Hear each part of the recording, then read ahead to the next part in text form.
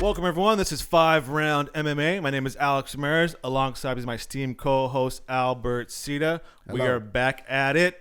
5-Round MMA is back, covering the world of professional wrestling, mixed martial arts, and little stuff, everything in between. Right, Albert?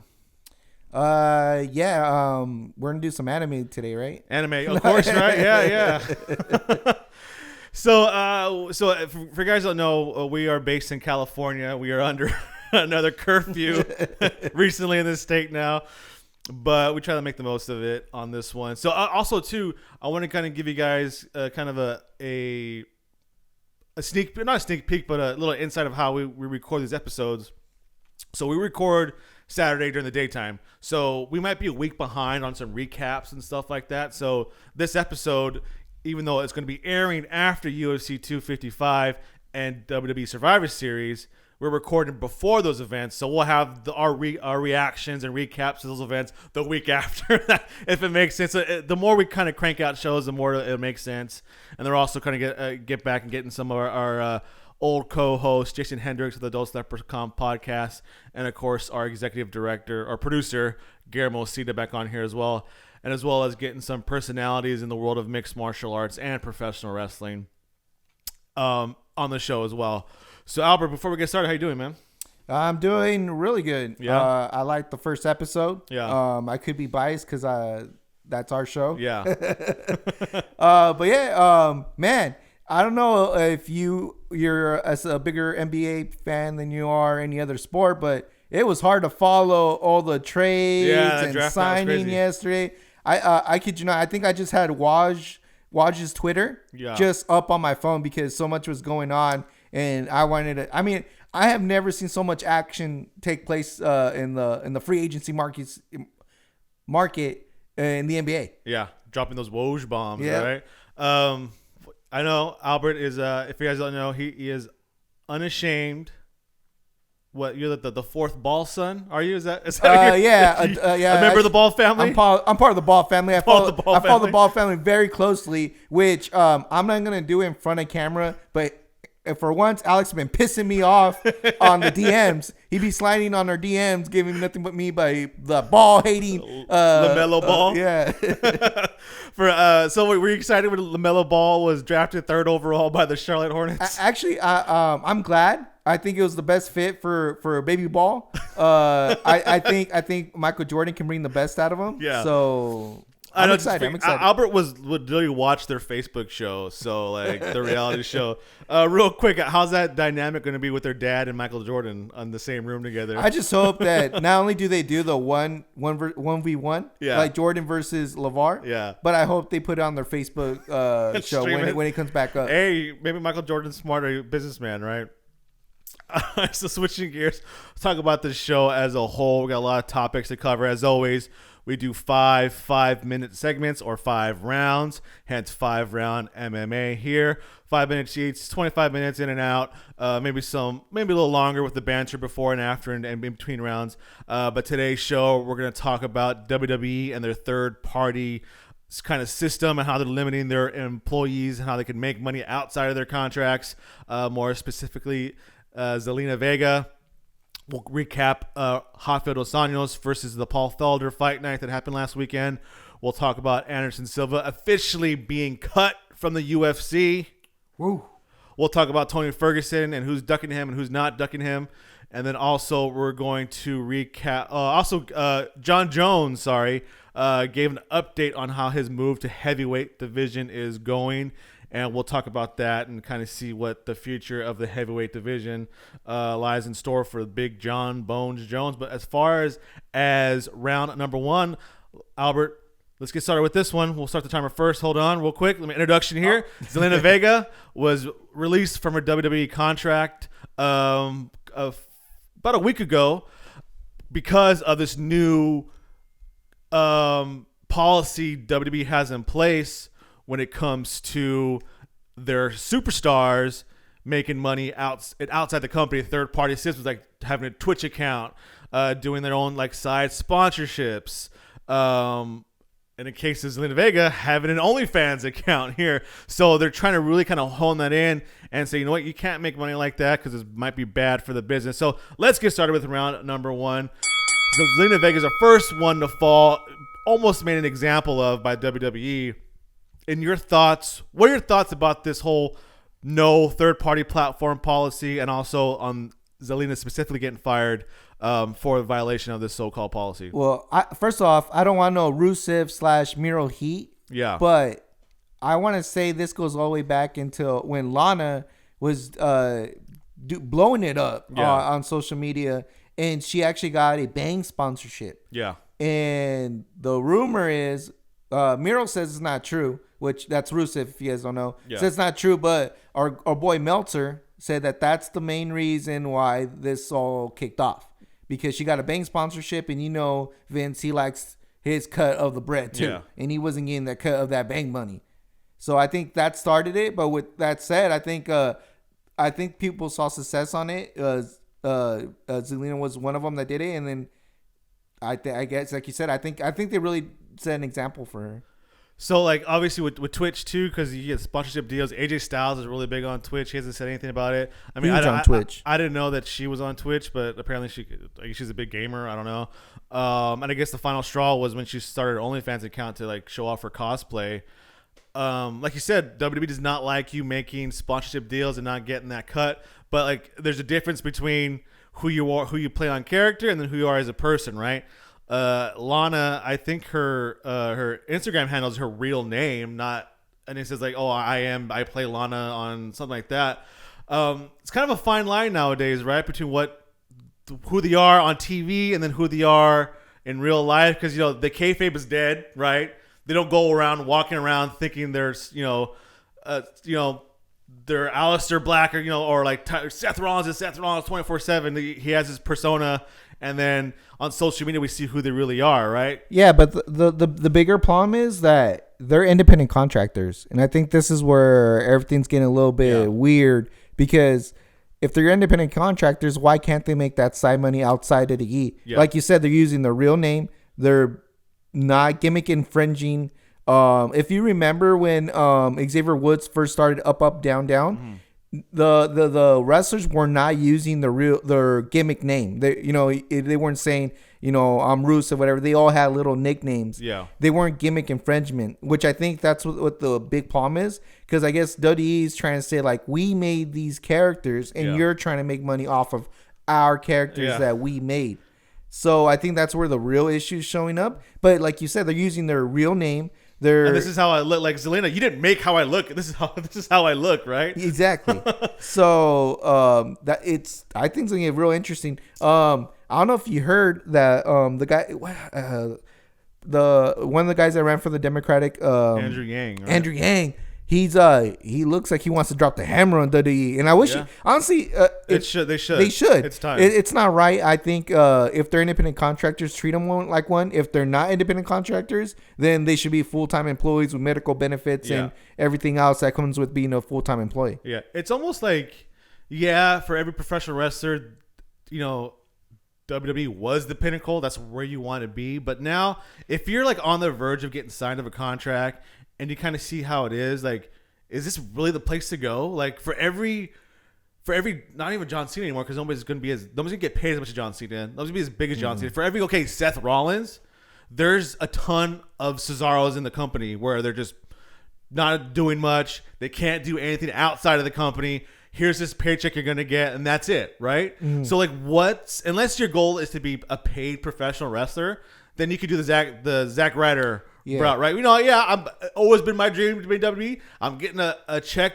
every 2 weeks or every month that says WWE on it. That's my dream. That's cool. Or do you really want to make the most out of your professional wrestling career, make the most money you can? And almost like WWE is not the way to go anymore.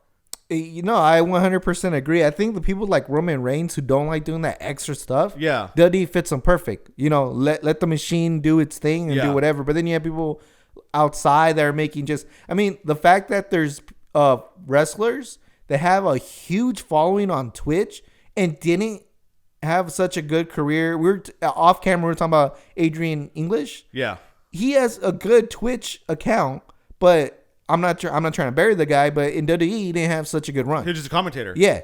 And then you also have to look at those type of people like Paige. Yeah. She can't wrestle right now. So for WWE to think that she's just going to just chill, Yeah. It's so crazy to me. So we'll see here. I mean, also too for Zelina after she was released. I think before word got out, before she was released, she sent a tweet out and said union. that I support unionization. Like you said, well, when you have like politicians now, like Andrew Yang, who are big time, who have that notoriety, are kind of rallying against this. And also, I hate to say it, but it is political, but Mr. McMahon and the McMahon family were big supporters of Donald Trump. I mean, they even gave Linda McMahon a job. They gave her she was head of the Small Business Administration, even though WWE was known for demolishing smaller businesses. So they don't have that support in the White House anymore for the political party. So who knows what can happen here? But with could we go? You think real quick? Could we look back at this moment and see the firing of Zelina Vega? 100%. I the think domino that kind of did WWE in? I think Zelina Vega is going to go down in this like wrestling history where this was the final straw. Yeah. And I don't know how people in WWE can be cool with this at all. Yeah. So hopefully it takes a group effort, and then for every Miz and Roman Reigns and John Cena and Randy Orton who are standing up again, they're going to be outnumbered by everybody else underneath that roster. In all honesty, you know who's going to take? It's going to have to be the New Day. Yeah, I think they're the ones that are gonna, because I think they're the ones that kind of put all this in a map. Yeah, up, down, down. I think was the game changer. Yeah, and then everybody else ran with it. Yeah. So I think it's gonna take them, and they should know their value is out. It's way more than WWE. Xavier Woods. When was let's keep it real. Xavier Woods hardly ever wrestled in WWE. Yeah. But yeah, he's one of the most recognizable faces because of outside of what he's doing, up, down, down, not because is wrestling. But then also too, real quick, I think, did he sell up, down to WWE? It's not under the umbrella, he must right? have, because I see a lot of merch and stuff for up, down on WWE. So then, like, he's thinking, okay, well, I took care of my business, so it's like, how do you do that? But again, hopefully, I think if there is a catalyst, the New Day could do it as well. Also, real quick too, we have her Twitter up. She said she's reaching out to SAG Atifa as well, because they're actors. There are actors portraying a role. True. They are given lines to say, so technically, are they actors? And so again, could be the ball rolling here on this one. So that's it. We went a little long on this one because Albert and I are big wrestling fans here, but that's it for round number one. We're gonna come back and talk about the recap of Rafael dos Anjos versus Paul Felder coming up next. 5-round MMA. Welcome back. Time for round number two. Let's start that time right here. Last Saturday for us, if you guys, when we're recording here, UFC Fight Night Felder versus dos Anjos took place. Main event was Rafael dos Anjos versus Paul Felder, who kind of came in on 5 days' notice to take the fight. So he was, I guess Paul Felder was training for a marathon, so that's why he was in shape and took the fight. Yeah. So pretty much a kind of a lackluster card, but the biggest news was the main event. Rafael dos Anjos calling out Conor McGregor again, but it's like who doesn't call? Yeah, for me, a couple years ago, I remember when he was lightweight champion, they had that fight booked. Then he breaks his foot. And then he's forgotten about. I think he's never really recovered since then, right? Like his name recognition, especially because he hasn't had the best track record as far as his actual fight record. Yeah, and then he goes to welterweight, does okay there, comes back to lightweight. So pretty much after that, people whatever. But Conor being Conor, I think he went out on Twitter or Instagram and said, you know what, I'm down. He gets some. He's all, I'm down for whatever, but let me take care of Poirier first, then maybe we'll talk about it. So it kind of worked, kind of not worked. What are your thoughts on dos Anjos? Is he fishing for Conor McGregor like everybody else? I think he's reaching. Yeah. Just because if you watch our last show, we were talking about everyone that's pretty much ahead of Rafael dos Anjos, and it's everybody knows that's a shortcut to the top. Yeah. If you can beat Conor, of course you're gonna be in the top. Yeah. You don't have to go through the gauntlet of Ferguson, Gaethje, all the lightweights out there. But it's a quick way. But at the same time, it makes sense to me because I think everybody versus Conor makes sense. Yeah, it's one of those things where I feel like Conor can stretch the career longer. You get me? I feel like there's only 3 big fights that everyone really wants to see, which is, I think, the Tony Ferguson fight. I think everyone wants to see the Khabib fight, run it back again. And then, of course, the Diaz trilogy. Yeah. I think those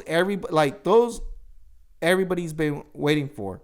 But once you get those 3 done, I don't think there's much fuel or much need for Conor to be in there. What else does he have to show if he can get those 3 matches and win? There's not much. So when you put in between these matches that we want to see, a Dustin Poirier, of Dos Anjos, I think it stretches Conor's career. Yeah. Because once you do those 3 fights, I don't even know why he would continue to fight. It'd just be like for a quick payday, right? Yeah. Which I don't even think he needs. He's probably. So I think having someone like this in between those type of fights just stretches his career. Yeah.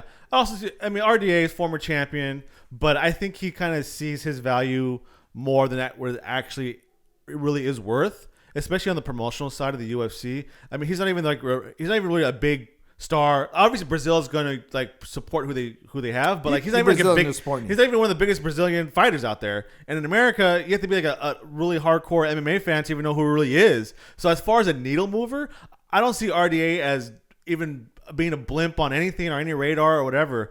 I think when he's reaching out, like it's like me calling out Conor McGregor. Like, okay, I want to fight Conor McGregor next. It's like this. I think the same chances are going to happen of that. I was like, you know what? You just beat Paul Felder on 5 days' notice. Paul Felder's more recognizable to you because he's in the play-by-play box every day. So it's like if Paul Felder caught up Conor McGregor, you know, the Irish Dragon versus Notorious one, you kind of sell it that way. But even like RDA, I was like, you know what, RDA, man, you got your win. Go back. You're like, go fight one of the top 15 lightweights. McGregor's too big of a fish for you, man. Real quick, did you catch that beef that Conor had with Paul about being the Irish Dragon? No. I guess he put something out like Felder is an English name, not an Irish name. Felder no way. Is an English name, not an Irish name. Yeah. So that, I don't know why he calls himself Irish Dragon or something. So they had like they had a little beef. So if he would have won, I think we could have had that. Could have sold it a little bit. But yeah, I mean, that was it. The rest of the card was kind of it was basically a fight night card in November that was kind of a filler for the UFC for sure. People thought Paul Felder was going to retire after that, but he said, "No, I'm coming back for more." I think too. He's not going to retire after take the shortened fight. He wants, on 5 days' notice, he wants to come back, get a proper camp. I think that the title is out of his reach, but he could definitely be the main event for several fight nights coming in. Well, the other big story, I don't know if you saw the co-main event, but Williams, had a vicious KO, and I guess he's a KO monster right now. He is. Yep. So it wasn't all a complete loss, but as far as like needle movers and story progression, it was like that. So that's it for round number 2. We're gonna come back now at round number 3 and talk about the status of the GOAT, Anderson Silva, now that he's been officially released from the UFC. I thought you were going to say Henry Cejudo. Henry Cejudo. So don't go anywhere. We're talking about Anderson Silva coming up next. 5-round MMA. Welcome back. Time for round number 3. So give everybody a recap of this round. Anderson Silva was released by the UFC this week, officially released from his contract. He's coming off a TKO loss to Uriah Hall. So I think he had like one more fight left in his contract. Yeah, I remember at first when they initially said about his contract, he had like something ridiculous, like 7 fights or something like that. But I think he had one more fight, one more fight left. Yeah. But ouch. Yeah. So we'll start the time here. Let me ask you now. Yes. So now that he's officially done with the UFC, is this the end of Anderson Silva? No more fighting. There's Bellator. There's those grappling tournaments, or there's bare knuckle boxing. No, don't say it. What do you think? What's next for Anderson Silva? For the love of God, I hope he doesn't go to bare knuckle boxing. I nothing against. Well, I mean, yeah, you know what? It's all against bare knuckle boxing. I don't like it. I don't like it. I don't see the appeal to it. Trust me, I love blood and guts. There's no appeal to me in bare knuckle boxing. I really hope he never goes to bare knuckle boxing. Yeah. He does avoid the leg kicks, though, if he goes to bare knuckle boxing. There you go. In all honesty, I see him going the Mike Tyson exhibition route. I don't know if you remember back in the day in Anderson Silva's height, there was actual rumors that he wanted to box Roy Jones Jr. Yeah. Because he kind of played off his swagger, swagger off Roy Jones Jr.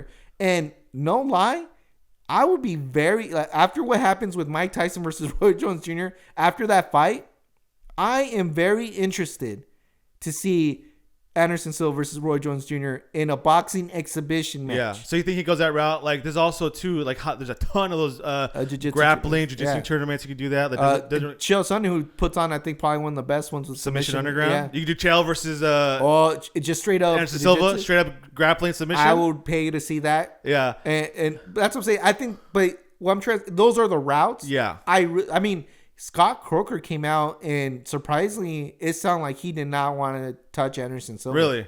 Yeah, he put a Twitter out there, a little tweet that he respects Anderson Silva, but he's perfectly fine with the roster he has now. Yeah. So that just tells you. I think the thing is, people saw the whole Chuck Liddell thing. Yeah. And it was not. Sad. It was sad. I mean, like, you got a guy that I think was praised, was considered at one point the GOAT. Yeah. And then it just had one of the worst. It got sad after a while. It was one of the worst fighting endings I have ever seen. Even worse than Mike Tyson. Yeah. That was one of the worst endings, I think, to go out. He should have never been in that cage with T. Ortiz. He was way past anyone's. It wasn't there. Yeah. So I think a lot of people respect Anderson too much to put him in that situation. But I think the exhibition route is the route to go. Yeah. I like it. That's a good point you said about Bellator, because we had this conversation this week on the other podcast I co-host on, sitting ringside over at Fight Book MMA, about kind of the switch that Bellator is doing. Remember, they're known for the former UFC stars. We're gonna promote them like crazy because they're no names. Now they're kind of switching to, you know what? Like, for example, their latest event, Benson Henderson, who a year ago probably would have been on the main event no matter what, co-main event now. They're starting to push their own homegrown Bellator stars now. And Scott Coker coming out and cutting Rampage Jackson, and two saying, you know what? Love Anderson Silva. He may not be the right fit for us. Is a prime example of the route Bellator is going to go now. Honestly, in a weird way, this is how you legitimize yourself. Exactly. Because I think now the ones that they're pushing are actual people that I think will still be continuing UFC. So like Mr. Wonderful, Phil Davis, Ryan Bader, all those guys I think will still be competing right now in UFC. Yeah, at a top level. Yeah, that's what I'm saying. And the fact that Michael Chandler was an alternate to a championship fight in UFC says enough where Bellator's at right now. And I think that's the best route to go. Do not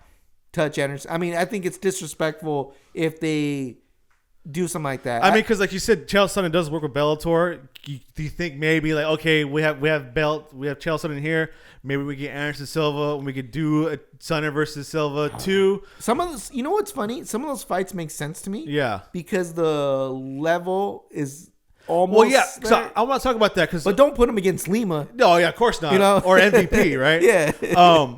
But right after he lost a few weeks ago to Riyadh Hall, Conor McGregor was saying, you know what? A champion's always a champion. A warrior's always, or something. I'm paraphrasing here, but like, you have to just find your right competition. Almost saying like, yeah, you may be done fighting the guys 30 and younger in that range. Because obviously, he's in his 40s.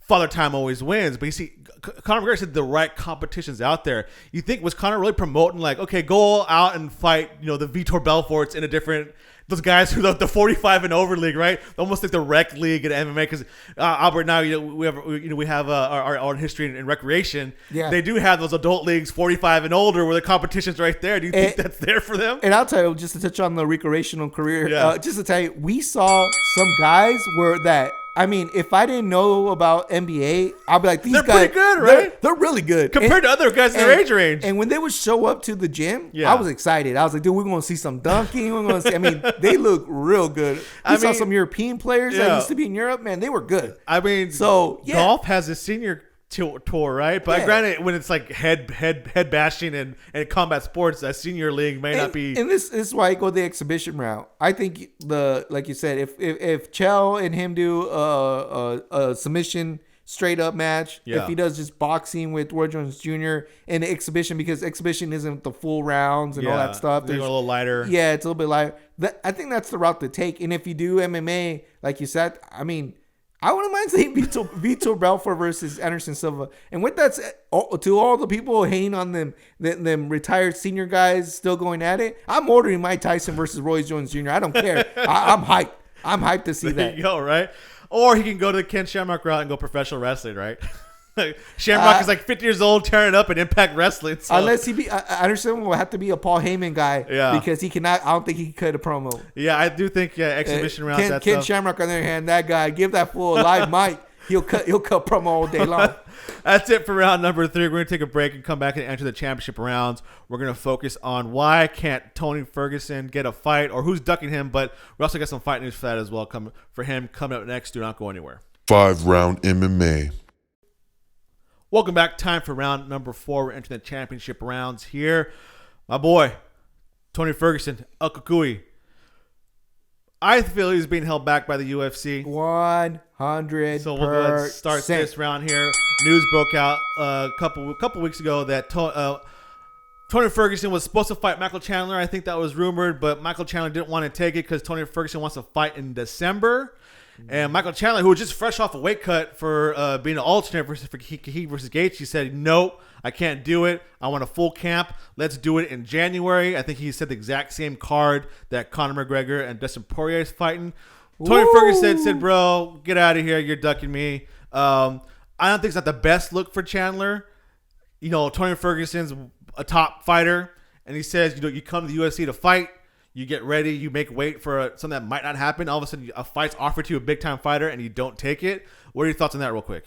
I'm a huge Michael Chandler fan. Yeah, me too. Me too. I love the guy. Me too. But I think his stock is slowly going down and down. I think it was gangster that he still made weight at that championship level, even though he was most likely not going to fight. I mean, that, to me, that I was like, wow, dude, like, I'm so impressed. Yeah. But the fact that now he's slowly, like, not really stepping up.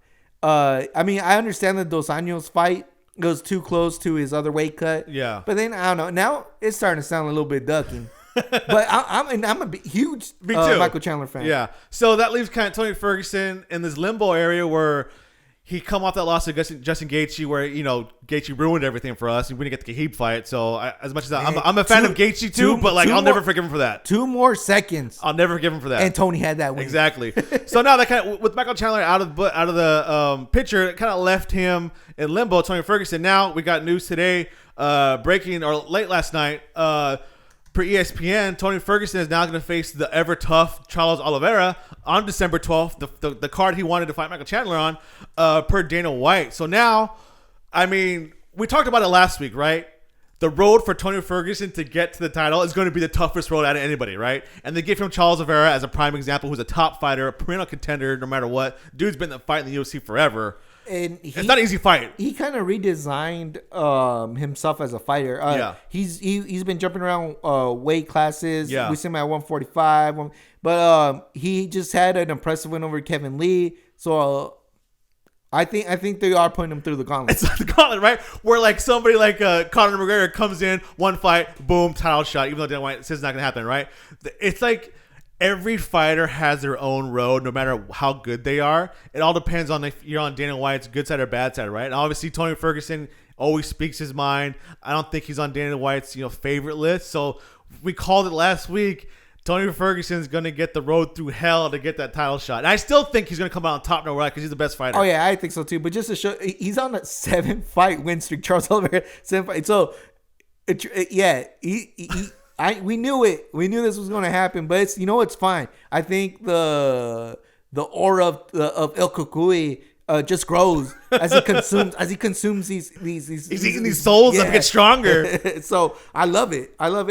I think it's the best way to bounce back too. I would love to see Michael Chandler rather than Charles Oliveira. Yeah. But at the same time, you got a guy that's on a winning streak, a guy that potentially could fight all the way to the title. So why not? Yeah. So before we end this round real quick, we have about 90 seconds left. What do you got for Michael Chandler? Who's his first fight in the UFC going to be against? It's a tough one. I want me to tell you the honest truth. What I believe in my gut. Yeah. Is he wants to wait to see what happens with Dustin Poirier and Conor McGregor, because like everybody else, he's gonna try and call out Conor. He's gonna call out Conor. But if Dustin Poirier wins, I think he calls out. I think he calls out the winner. To tell you the truth, he calls out the winner of that fight. But then I think dead honest, I feel that's what he's waiting. But for. that's not gonna be till like spring of next year. I think we're not gonna see him. You get signed in October. We'll see him in March. That's like way too long for this guy. He's gonna be like just completely forgotten about. He has a fight before that. You think? He should fight before if that. I was his manager, I'll be like, bro, like let's pick up one of these top 10 guys, Yeah. and fight them because your stock is going down. But somehow I feel like he's waiting for that fight.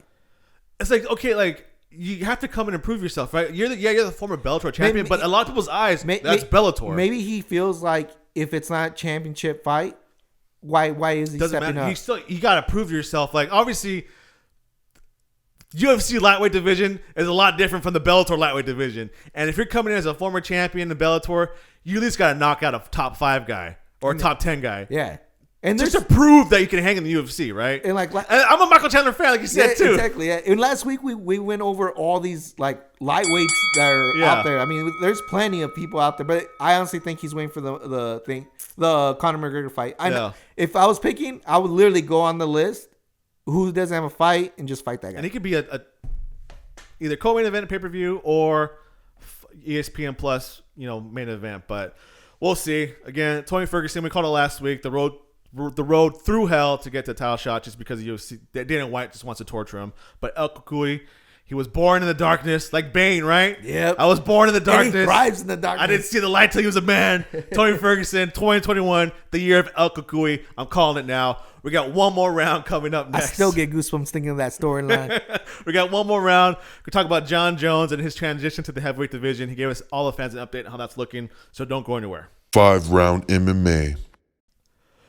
Welcome back, 5th and final round. So, other than Conor McGregor, the other most hot topic, trending person in mixed martial arts is none other than the arguable GOAT, Johnny Bones Jones. If you staying relevant and not fighting, I mean, Conor hasn't been in the octagon how long? Yeah, Jon Jones hasn't been in the octagon how long? Yeah. But yet, every week, I can't stop reading anything about Jon Jones or Conor McGregor. Whether it be Jon Jones' outside escapades, we all know about his legal troubles, but he gave an update last week to his fans about how his move to heavyweight is going. He's obviously naturally skinny dude, right? But he had no problem making 205. Now he's getting older. He's, I think, in his 30s now, packing on that weight, that muscle. He posted on his Instagram of him deadlifting, doing some exercises, saying he's about 240 pounds, that he's feeling good. And with the hashtag, he said should be ready in a couple months. And with the hashtag and new. Ooh. So we'll start this round here. How do you see his transition to heavyweight going? Do you think the UFC gives him a title shot right away, or they put him up against somebody just to kind of test the waters in heavyweight? What do you think? Honestly, two questions for you. Honestly, I see him going straight to the title. Okay. Second of all, I think he made up his mind when he saw DC versus Stipe the last fight. Yeah. I personally had DC winning, and it was so close. And if you watch the fight, I almost feel like Jon Jones looked at that and was like, "Bro, I would have finished that fight in the 3rd round." Yeah. I honestly think that's what Jon Jones saw in that fight. And honestly, I don't see any heavyweight really with the skill level that Jon Jones will bring to it. Yeah. So I think it was title fight right off the bat. But the disclaimer, if Stipe gets knocked out in the 1st round in 30 seconds against my boy Nagano, Yeah. I don't think he does the title shot. Really? Yeah, because Jon Jones is. I think he's the type of guy that he has to watch first. Yeah. Analyze the fighter, and then that's the whole reason he didn't want Chael Sonnen on short notice. Yeah. I think he really likes to analyze the fighter. He's a student. Yeah, but if Stipe wrestles Ngannou, beats him, even if he finishes him, I think he goes for it. I think if Ngannou gets that, if Ngannou wins by decision or something like that, I think he still does it. But if Ngannou wins by knockout in the 1st round, no way Jon Jones steps up for the championship. He might go dabble with the heavyweight division, but I don't know. I think, to me, that's the caveat. That's a good point too. Yeah, granted, he made Jon Jones probably makes a lot of stupid decisions outside of the octagon, but when it comes to his profession, probably one of the smartest guys out there, right? Super intelligent, like you said. I'm pretty sure his brother playing in the NFL told him, "Hey, you got to study tape, you got to study technique, you got to study your opponent." Like you said, he's very studious, probably a student of the game in martial arts. But man, that photo of him on Instagram, man, he's just jacked, 240, and he's going about it the right way. He's not just, I'm gonna just pack on 240 of muscle. He looks lean, muscle, yeah. And he's now, like you said, we all know Albert and I, we're in our 30s. Putting on that weight is easier. And taking it off is a lot harder. So put on the weight isn't a problem, man. See, he's doing it the right way. He's taking the time. Obviously, probably has the best of the best around him, but he has the potential here to dominate the heavyweight division, just like he did in the light heavyweight division. Do you think he goes championship off the bat? I think if he can get Stipe right away, I think he'll take it because I think he can beat Stipe. I think he can beat Stipe too. Do you see him fighting Ngannou though? No. That's on. No, not after. I do not see no, because Ngannou is just. I don't think he could bully him around like he can. Maybe he can use technique, but strength wise, I think Ngannou is probably stronger than him. But that power of Ngannou he almost killed Alisher over it. So, but I do. With that said, I do see him facing Overeem, beating Overeem. Yeah, I see him facing Derek Lewis, beating Derek Lewis. Yeah. So there's a lot of heavyweights with names out there that I think he can beat easily too. Yeah, easily. And that's not. I mean, that's not taking a shot at those heavyweights. Yeah. That's as good as Jon Jones. But also is. too, you can sell that okay, the technique and skill of a Jon Jones versus the raw power of a Derek Lewis. That's a great thing about the heavyweight division is it can be sold that way. Like okay, Jon Jones versus Alexander Gustafsson versus Dominic Reyes versus Anthony Smith, skill versus skill, right? Jon Jones' skill, it's kind of hard fight to sell. But Jon Jones' skill and technique versus the raw power of Derek Lewis, where all he needs is one punch and you're done, that's a lot easier to sell. These matchups are so exciting for Jon Jones in the heavyweight division. But at the same time, if people watch the show, I'm also a Jon Jones hater. Oh, yeah, of course. I'm probably we are I am the number one Jon Jones hater. Yeah. And the hater in me is saying he's ducking Izzy. Yeah. Is it just me? Because as soon as when I started looking into it, I don't know. Is he ducking Izzy? Is he going up finally to his division after all the smack talk? He's going up there. Is he gonna fight for the championship? If he wins, does Jon Jones says I'm no longer light heavyweight? I'm no longer going to the light heavyweight division. I'm 240. Sounds to me like you ducking, bro. Yeah. Just play devil's advocate real quick. Like, why would he not wait for that fight and then go up? Yeah. I don't know. I'm just saying, especially if someone just took your crown without you even giving it to him. Yeah. That doesn't make no sense. But that's just the Jon Jones hater in me talking. No, especially too. I don't think the UFC has really any high hopes for Jan Blachowicz. Super nice guy. I've got to talk to him a couple times at UFC pressers. Awesome, nice dude. But I don't think they really want to get behind the Jan Blachowicz train and hype train and promote him up. This is why I think no coincidence they put him against his Adesanya right away and hoping to maybe get that. Or maybe in the meantime, maybe Jon Jones does have a fight heavyweight. Maybe he does win the strap, and you have the ability. So in theory, like Jon Jones could probably be the heavyweight champion and go back to 205 and also be the light heavyweight and heavyweight champion at the same time. I've if Adesanya beats Blachowicz. This decade is about being the champ. If you don't even have if you don't got champ, what are you? What are you, bro? And he's never done that. And he's never been a champ. And you better get two championships, or else I don't want to hear this pound for pound. No, I don't want to talk unless you got two championships. Also, just a reminder too that so in my eyes, Khabib's in the bottom, bro. Oh, of course, and also just a reminder that Henry Cejudo's the top because he's champ. Yep. Plus, Olympic gold medalist. And he might be a quadruple champion pretty soon. Yeah. Just watch out. That's it for today's show. Thanks for everybody for tuning in. Just a reminder here, you can follow us on social media platforms, Twitter and Instagram at 5RoundMMA. That's FIVE Round MMA. Make sure to visit 5roundmma.com. We have our episodes dropping audio version on Tuesdays on Apple Podcasts, Podomatic. We're gonna get on Spotify, and Amazon has their own podcast platform too, right? So whatever that is, I don't use it, but whatever that is, whatever that is.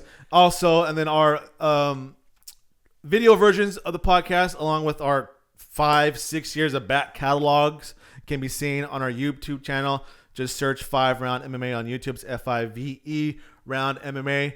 Again, the likes of Bruce Buffer, Kevin Lee before Kevin Lee was in the UFC, former Tough winners, Lorenz Larkin from the from Bellator. Alex Perez, UFC 255 main eventer. Different personalities. We got, if you guys know, Stitch Duran, famous cut man. We've had him before. So a lot of good stuff. You can also see young versions of Albert and ourselves just talking out of our like kind of Or like we're behind. doing now, but we're just a little younger, little fresh face. Life hadn't hit us so hard back then, pre-pandemic years. But yeah, again, I want to thank everybody for the support, and we got a lot more stuff coming for you guys as the year closes down. Of course, in 2021, we'll get our regular co-hosts back on here: Jason Hendricks, Guillermo Cita. Big shout out to our good partners, friends over at FightBookMMA.com. You can catch this episode there too as well. They've been a big supporter of us for pretty much almost since the beginning. But I want to thank Rob over there at FightBook MMA. Get all your news, podcasts, all that stuff there. If you're a fight fan, there's no reason why you shouldn't have FightBook MMA bookmarked on your browser. Albert, what do you got before we leave? I just want to say, if you agree or disagree, why don't you comment and let us know? Yeah. We have no problem discussing or talking about what you guys think, whether it be wrestling or MMA. Yeah. Let me know. I like to get mad. I also like to feel like I was right. So let You us just know. want that vindication? Is that what you want? Or disagree. I'm fine with that too. All right. Thank you for tuning in. We'll see you next week.